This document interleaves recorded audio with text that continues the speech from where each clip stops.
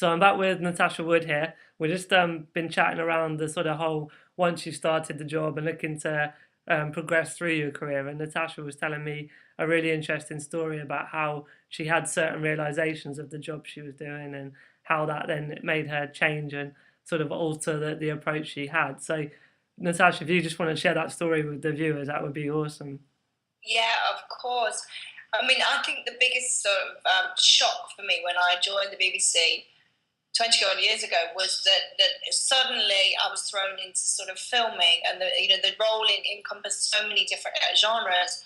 But the first thing I wanted to be out there. I wanted to be like everybody else. And it was a broadcast assistant role, which meant you were hands on. You needed to be running around getting the coffee. You needed to be writing, taking Polaroids of the kind of costumes, so that we were kind of continuity was great and spot on. And then we were also writing shot lists or doing timings and stuff. And I learned really quickly that, you know what, filming the first drama I did for the BBC was out filming in Docklands, and we were doing night shoots, and it was freezing. God. It was like January and cold. And I remember thinking, oh my God, crying every night, thinking, I can't do this job. I want this career, but I can't do this job. And what I did was I was realistic. And I went into my manager, very bright, very chirpy, and said, look, I think I need to be more indoors, and I was moved actually onto the show Jim Will Fix It. Okay. And Wow. and many viewers will remember that. I'm sure they're all too young, I hope so.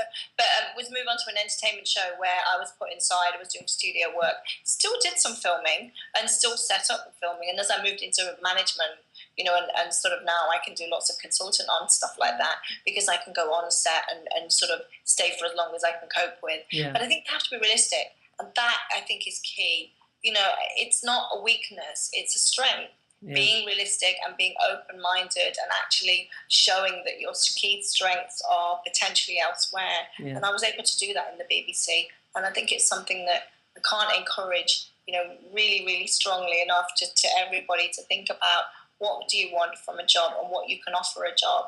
And actually, not be afraid that actually your disability is, you're going to struggle a little bit on something, then actually think of it as strength, and you can offer something else in another area maybe. Yeah, and I think that advice is applicable to anyone, disabled or not. But I think sometimes disabled people can feel like more awkward about their limitations because it's in that box of disability. And like you say, it's actually a strength to acknowledge any areas that are just not going to work out and make it, move it in different areas and make it work for you. So really cool advice.